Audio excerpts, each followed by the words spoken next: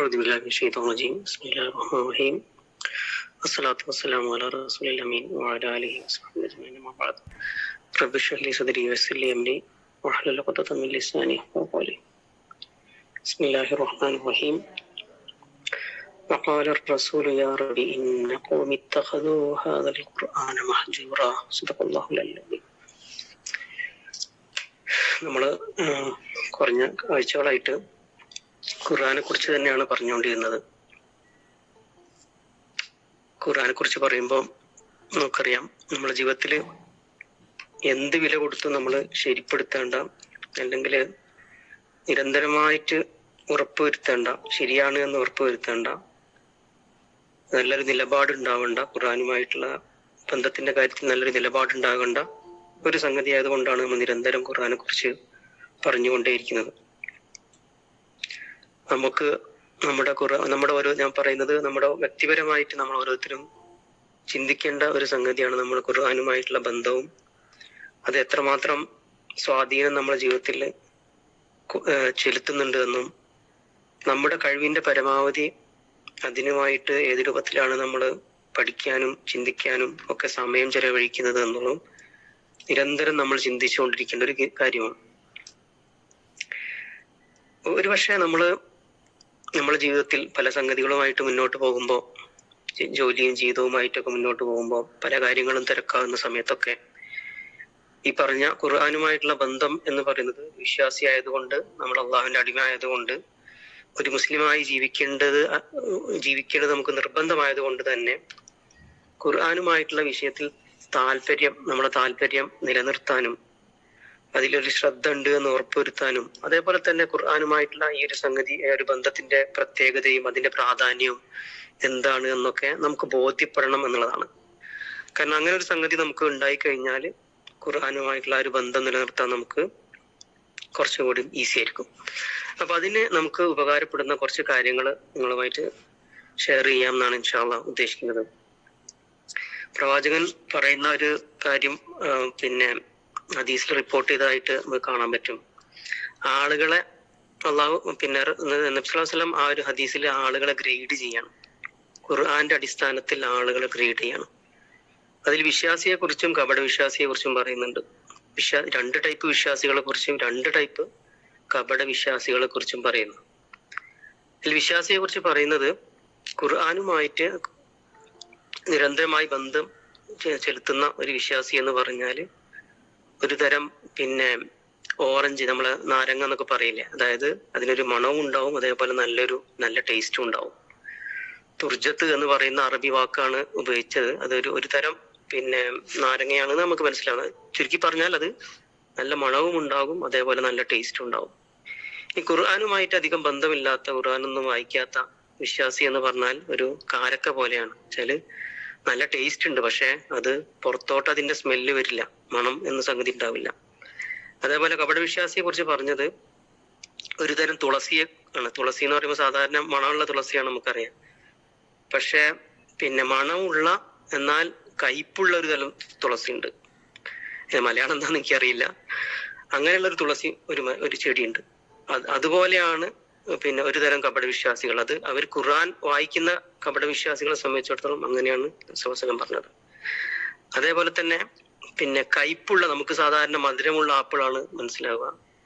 കയ്പുള്ള ഒരു തരം ആപ്പിള് മരുഭൂമിയിലൊക്കെ കിട്ടുന്ന ഒരു ടൈപ്പ് ആപ്പിൾ ഉണ്ട്. അതിന് മണവുമില്ല, രുചിയുമില്ല. അങ്ങനെയുള്ള കപട വിശ്വാസികളുണ്ട്. പറഞ്ഞു വന്നത് എന്താ വെച്ചാല്, മനുഷ്യരെ 4 രൂപത്തിൽ നബി സല്ലല്ലാഹു അലൈഹി വസല്ലം ഡിവൈഡ് ചെയ്യാണ്. ഖുർആനുമായിട്ട് നമ്മള് എങ്ങനെയാണോ ബന്ധം പുലർത്തുന്നത് അതിനനുസരിച്ചായിരിക്കും ആ ആളുകളുടെ അവസ്ഥ എന്ന് നബി സല്ലല്ലാഹു അലൈഹി വസല്ലം അതിൽ പറഞ്ഞതാണ്. അതേപോലെ തന്നെ ഹാക്കിമി റിപ്പോർട്ട് ചെയ്യുന്ന വേറെ ഹദീസിൽ പറയാൻ പറ്റും. എന്തിനാ ഞാനിത് പറയുന്നത് വെച്ചാൽ, നമ്മൾ ഇതൊക്കെ കേൾക്കുമ്പോൾ നമുക്ക് നമ്മുടെ ഉള്ളിൽ ആലോചിക്കണം, ഒക്കെ ഇങ്ങനെയൊക്കെ ആണെങ്കിൽ ഞാൻ അള്ളാഹുമായി അടുക്കണമെന്നുണ്ടെങ്കിൽ ഖുർആനുമായി കൂടുതൽ ബന്ധം സ്ഥാപിക്കേണ്ടതുണ്ടോ എന്നാണ് നമ്മൾ ഓരോരുത്തരും ചിന്തിക്കുന്നത്. അല്ലാതെ അത് കേട്ടു പോകുന്ന ഒരവസ്ഥ നമുക്ക് ഉണ്ടാവരുത്. അതിൽ പറയുന്നത് എന്താന്ന് പറഞ്ഞാല്, ഒരു മനുഷ്യന് പ്രവാചകന്മാർക്ക് കിട്ടുന്ന ആ ഒരു ലെവലിലുള്ള ഒരു വിജ്ഞാനം കിട്ടണമെന്നുണ്ടെങ്കിൽ അവര് ഖുർആനുമായിട്ടുള്ള ബന്ധം ഉണ്ടാക്കണം. അല്ലെങ്കിൽ ഖുർആനിൽ പിന്നെ ഖുർആനിലൂടെ പോകുന്നതോട് ഒരു മനുഷ്യന് ഒരു പ്രവാചകന് കിട്ടുന്ന അറിവ് വരെ കിട്ടാൻ അതിന് സഹായകമാകും. അതിന്റെ അർത്ഥം എന്ന് വെച്ചാൽ ഖുർആൻ ഇല്ലെങ്കിൽ മനുഷ്യൻ എന്ന് പറയുന്നത് ഒരു സാധാരണ മനുഷ്യനാണ്. ഒരു മനുഷ്യൻ നമ്മൾ പറയല്ലോ പലപ്പോഴും മനുഷ്യൻ പ്രവാചകനും ഇസ്ലാം നമ്മളിൽ നിന്ന് പ്രതീക്ഷിക്കുന്നതെന്ന് പറഞ്ഞാൽ നമ്മുടെ നിലവാരം ഉയർത്തുക എന്നുള്ളതാണ്.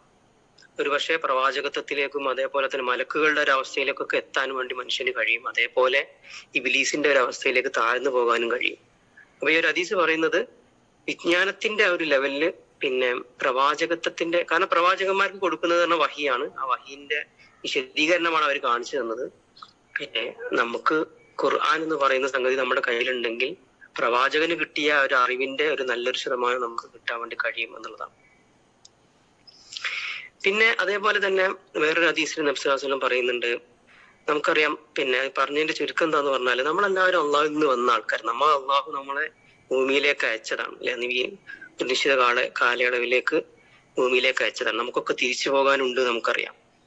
സല്ലല്ലാഹു പറയുന്നത് നിങ്ങൾ അള്ളാഹുവിലേക്ക് തിരിച്ച്, പിന്നെ വളരെ രസകരമായ ഒരു ഹദീസാണ്, നിങ്ങൾ അള്ളാഹുവിലേക്ക് തിരിച്ചു പോകുമ്പോൾ നിങ്ങൾക്ക് കൊണ്ടുപോകാൻ പറ്റിയ ഏറ്റവും നല്ല സംഗതി എന്താന്ന് പറഞ്ഞാല് അള്ളാഹു നിങ്ങൾക്ക് തന്ന സംഗതിയാണ്. അതായത് നമുക്ക് അള്ളാഹു തന്ന ഖുർആനുമായി ബന്ധപ്പെട്ട ഖുർആനും അതേപോലെ ഖുർആനുമായി നമ്മൾ എങ്ങനെയാണോ നിലപാട് സ്വീകരിച്ചത്, എന്തൊക്കെയാണ് അതിനു വേണ്ടി ചെയ്തത്, അല്ലെങ്കിൽ അതിൽ പറഞ്ഞ എന്തൊക്കെ കാര്യങ്ങളാണ് ജീവിതത്തിൽ ശ്രദ്ധിച്ചത് എന്ന് പറയുന്ന സംഗതി ഉണ്ട്. ഇസ്ലാം എന്ന് പറഞ്ഞാൽ ഖുർആനിന്റെ അടിസ്ഥാനത്തിലാണല്ലോ നടക്കുന്നത്. അപ്പൊ അത് നിങ്ങൾക്ക് അള്ളാഹു എന്താണോ തന്നത്, എന്തുമായിട്ടാണ് നിങ്ങൾ അയച്ചത്, അതുമായിട്ട് നിങ്ങൾ തിരിച്ച് എങ്ങനെ ചെല്ലുന്നു എന്നുള്ളതിനനുസരിച്ചായിരിക്കും, അല്ലെങ്കിൽ അതാണ് ഏറ്റവും നല്ല സംഗതിയായി നിങ്ങൾക്ക് തിരിച്ചു ചെല്ലാനുള്ളത് എന്നാണ് പറഞ്ഞതിന്റെ ചുരുക്കം. എന്താന്ന് പറഞ്ഞാല് ഖുർആന് പഠിക്കുന്നതും അതുമായിട്ട് ഇടപെടുന്നതും അത് ജീവിതത്തിൽ പകർത്തുന്നതൊക്കെ വളരെ പ്രധാനപ്പെട്ട ഒരു സംഗതിയാണ് എന്നും അത് നമ്മൾ എത്രമാത്രം ശ്രദ്ധിക്കുന്നു അതിനനുസരിച്ച് നമുക്ക് തിരിച്ചു ചെല്ലാൻ അല്ലെങ്കിൽ ചെല്ലുന്ന വിഷയം വളരെ ഈസി ആയിരിക്കുമെന്നും അത് അള്ളാഹുവിന്റെ അടുത്തെത്തുന്ന സമയത്ത് അള്ളാഹു ആ രൂപത്തിൽ പരിഗണിക്കുമെന്നൊക്കെയാണ് അതിൽ നിന്ന് നമുക്ക് മനസ്സിലാക്കാൻ കഴിയുന്നത്. അതേപോലെ തന്നെ പിന്നെ വേറൊരു നമ്മൾ പല ടൈപ്പ് ഇല്ലേ, മനുഷ്യൻ പല ടൈപ്പ്, നേരത്തെ പറഞ്ഞ പല കാറ്റഗറിയിലുള്ള ആളുകളെ കുറിച്ച് നബി സല്ലല്ലാഹു അലൈഹി വസല്ലം പറഞ്ഞു. വേറൊരു ടൈപ്പ് കാറ്റഗറിയിലുള്ള ആളുകളെ കുറിച്ച് നബി സല്ലല്ലാഹു അലൈഹി വസല്ലം പറയുന്നുണ്ട്. അതെന്താന്ന് പറഞ്ഞാല് പിന്നെ നബി സല്ലല്ലാഹു അലൈഹി വസല്ലം പറയുന്നത് മനുഷ്യർക്കിടയിൽ തന്നെ അള്ളാഹുവിന്റെ ആളുകളുണ്ട്. ഓക്കെ, പീപ്പിൾ ഓഫ് അള്ളാഹ് എന്ന് പറയില്ലേ, അള്ളാഹുവിന്റെ ആളുകൾ മനുഷ്യർക്കിടയിലുണ്ട്. അപ്പൊ ആരാന്ന് പറഞ്ഞ നബി സല്ലല്ലാഹു അലൈഹി വസല്ലം പറയുന്നത് അത് ഖുർആന്റെ ആളുകളാണ്. അപ്പം ഒരുപാട് കോടാനുകോടി മനുഷ്യർ ഉണ്ട്, പക്ഷെ അതിൽ അള്ളാഹുവിന്റെ ആളുകൾ എന്ന് പറഞ്ഞാല് ഖുർആനിന്റെ ആളുകളാണ് എന്നാണ്. ഖുർആനിന്റെ ആളുകൾ എന്ന് പറയുമ്പോൾ നമുക്കറിയാലോ അത് അനുസരിച്ച് ജീവിക്കുന്ന ആളുകൾ എന്നർത്ഥം. അപ്പം പിന്നെ അതേപോലെ തന്നെ വേറൊരു ഹദീസിൽ അത് പിന്നെ നമുക്ക് കാണാൻ പറ്റും, തിർമിദി റിപ്പോർട്ട് ചെയ്യുന്ന ഹദീസിൽ കാണാൻ പറ്റും. പിന്നെ നമ്മൾ ഒരുപാട് കാര്യങ്ങൾ നമ്മൾ വായിക്കുന്നു, കേൾക്കുന്നു അല്ലെ, നമ്മുടെ ജീവിതത്തിൽ നമ്മൾ ഒരുപാട് കാര്യങ്ങൾ കേൾക്കുന്നു, വായിക്കുന്നു, പാട്ട് കേൾക്കുന്നു, ബുക്കുകൾ വായിക്കുന്നു, പലതും പഠിക്കുന്നു. പക്ഷെ നബി സല്ലല്ലാഹു അലൈഹി വസല്ലം പറയുന്നത് വെച്ചാല് പിന്നെ അള്ളാഹുവിന്റെ സംസാരം എന്ന് പറഞ്ഞാല് മറ്റുള്ള സംസാരവുമായിട്ട് നിങ്ങൾ കമ്പയർ ചെയ്ത് നോക്കുമ്പോൾ ഏതുപോലെയാണ് എന്നാ പറയുന്നത്. പിന്നെ അള്ളാഹു എന്ന് പറയുന്ന അസ്തിത്വം അല്ലെ ഒരു സൃഷ്ടാവാണ്.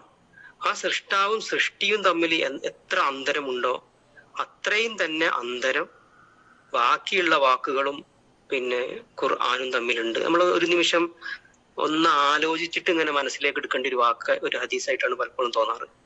അത്രയും അന്തരമുണ്ട്. നമ്മൾ ഖുർആൻ ആരോ പറഞ്ഞത് കൊണ്ട് അല്ലെങ്കിൽ ആരോ നിർബന്ധിച്ചത് കൊണ്ട് തോന്നിയതുപോലെ അല്ലെങ്കിൽ തോന്നുമ്പം അങ്ങനെയാണല്ലോ. പക്ഷെ അങ്ങനെയല്ല. നബി സല്ലല്ലാഹു അലൈഹി വസല്ലം പറയുന്നത് വെച്ചാല് സൃഷ്ടാവും സൃഷ്ടിയും തമ്മിൽ എത്രമാത്രം അന്തരമുണ്ടോ അത്ര തന്നെ അന്തരം ബാക്കിയുള്ള വാക്കുകളും ഖുർആനും തമ്മിലുണ്ട്. ഈ ഒരു ഹദീസ് മാത്രം മതി നമ്മൾ അതിന്റെ ഒരു ഗൗരവം മനസ്സിലാക്കാൻ. അപ്പൊ നമ്മള് ഇപ്പൊ ഈ പറഞ്ഞ ഈ സംഗതിയും നേരത്തെ പറഞ്ഞ പിന്നെ അള്ളാഹുവിന്റെ ഖുർആനിലെ ആളുകളെ ഇപ്പൊ നമുക്ക് മനസ്സിലാവും. ഖുർആൻ പിന്നെ പരിഗണിച്ച ആളുകളെ സംബന്ധിച്ചിടത്തോളം അള്ളാഹുവിന്റെ വാക്ക് പരിഗണിച്ച ആളുകളെ കൂട്ടത്തിലാണ് അള്ളാഹു പരിഗണിക്കുക എന്നുള്ളതാണ്.